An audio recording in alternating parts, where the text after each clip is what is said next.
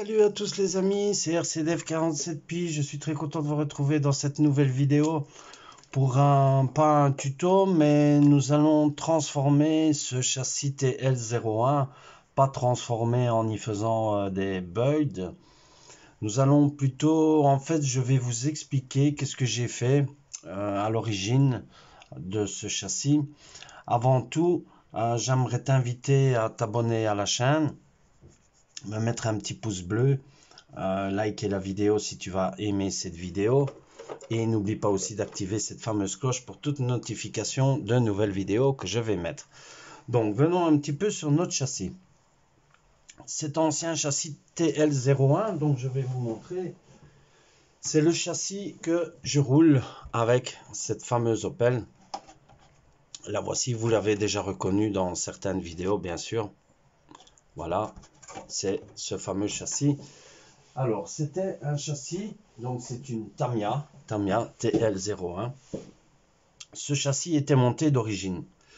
Donc, qu'est-ce qu'on a pu voir dans ce châssis? Je l'ai déjà démonté, mais je vais vous montrer un petit peu ce qu'il y avait dans ce fameux châssis. Donc, ce châssis, je l'avais équipé. On a ici un servo. Donc, le servo de direction, qui est un servo de direction de chez Futaba. Puisqu'à l'époque je l'avais acheté avec cette fameuse radio, la Futaba. Donc c'est la Futaba Attack. Donc c'est une ancienne radio à quartz. Donc ce que je vais faire ici, j'ai plus tellement envie de rouler avec le quartz. Celle-ci, je vais plus la mettre sur la fameuse voiture Bicmo. Donc la Subaru Impreza, donc je vous ferai une vidéo aussi avec cette Subaru. Donc j'ai récupéré les pièces en fait.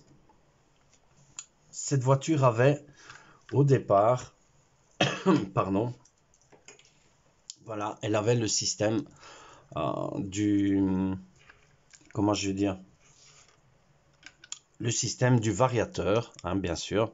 C'était un variateur à quartz. Donc on voit ici, ce sont les anciens variateurs à quartz de chez Tamiya.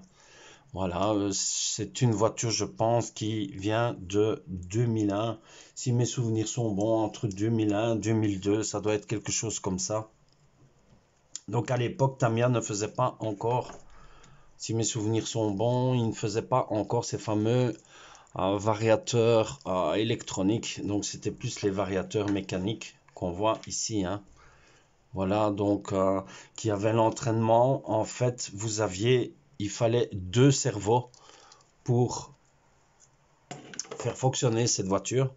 Ici, ce sont 2 cerveaux. Donc le premier, je l'ai laissé, bien sûr. Le cerveau de direction, je l'ai laissé.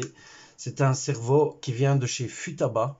Donc c'est un Futaba qui était avec cette radio. Voici la radio.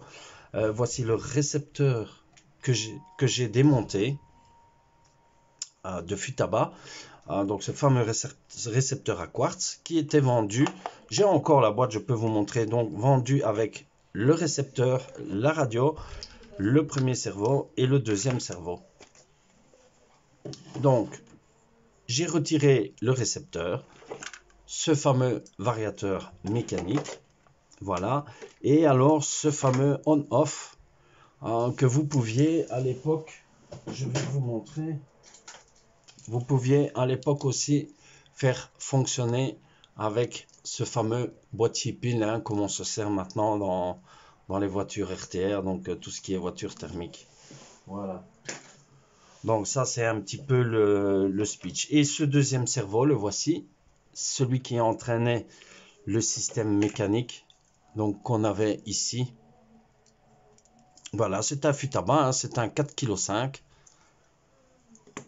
Et celui-ci, je vais le garder bien sûr pour le remplacer pour une prochaine voiture qu'on aura besoin éventuellement. Et il est encore en parfait état de fonctionnement. Voilà, donc ce que je vous propose de faire, ici, qu'est-ce que je vais faire? Eh bien, je vais mettre le variateur, donc électronique. Voilà. Je vais mettre mon fameux récepteur pour pouvoir faire fonctionner la voiture avec ma CR4T. Voilà. Et alors, ce que j'ai déjà fait aussi, j'ai remplacé le moteur. Donc ce moteur qui n'est pas le moteur d'origine, c'est un 540. Celui-ci, c'est un torque tuné de chez Tamiya qui a été remplacé par ce moteur qui était à l'origine sur le châssis. Celui-ci, c'est un Sport. Donc c'est un moteur 540, brochette, pas brushless, hein, brochette, donc un moteur à charbon type 540, un moteur sport qui fonctionne très bien. Je vais l'utiliser probablement pour une autre voiture aussi. Pour l'instant, je vais monter celle-ci avec ça. Après, je lui mettrai un combo vario brushless, mais je voudrais rouler d'abord en électronique avec. Donc pour ce faire, on va faire le montage. Voilà, et j'espère que vous allez me suivre et rester jusqu'à la fin de la vidéo. Voilà, de nouveau, nous sommes ensemble. Après une courte pause, j'ai fini le montage donc du remplacement de l'électronique du châssis TL01, donc de chez Tamiya, comme je vous avais expliqué.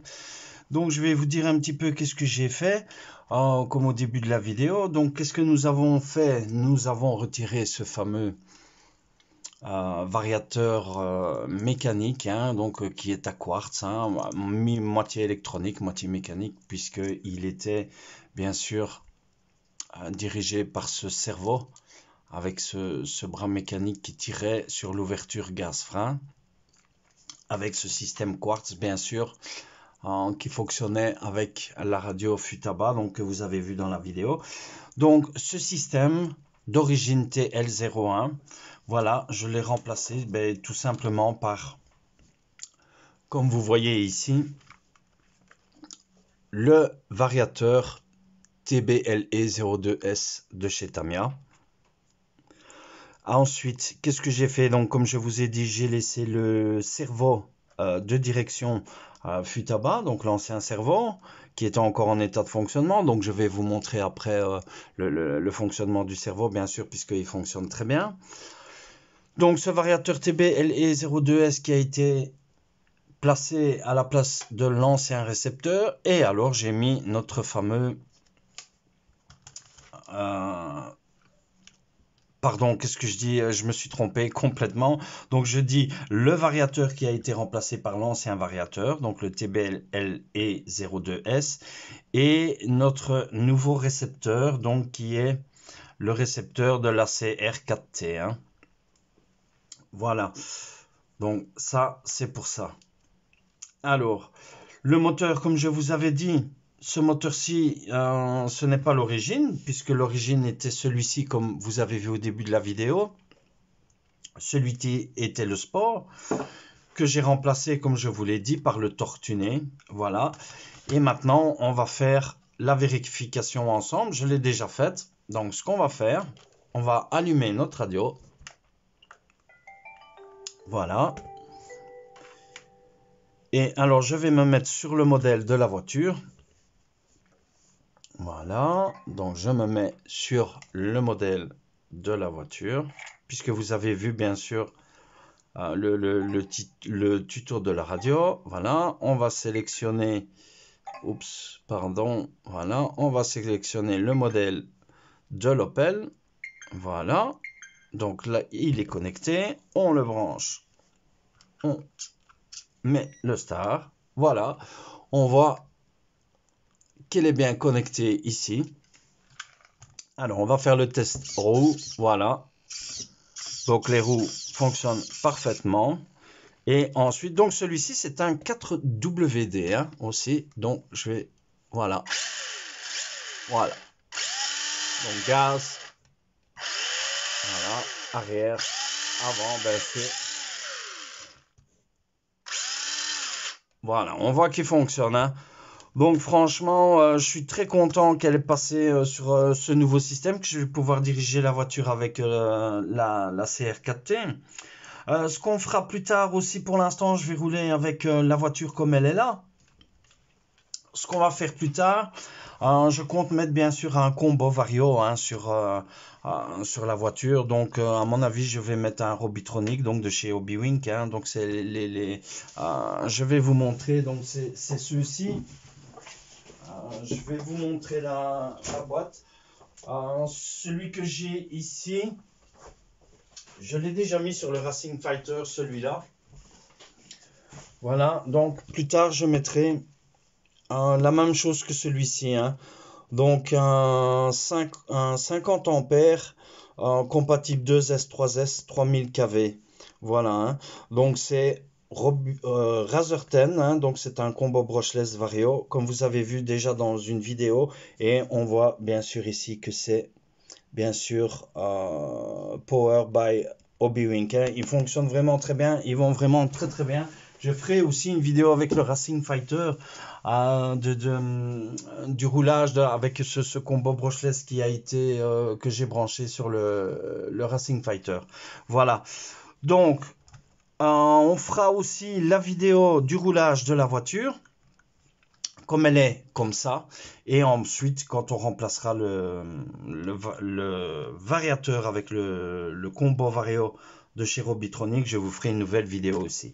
Voilà, en attendant, si tu as aimé cette vidéo, je t'invite à me mettre un pouce bleu. Si tu n'es pas encore abonné à la chaîne, je t'invite aussi à t'abonner à la chaîne. J'espère aussi te retrouver de nouveau pour une nouvelle vidéo, que tu vas rester longtemps fidèle à la chaîne. Je suis vraiment très heureux que tu me suives de tout cœur.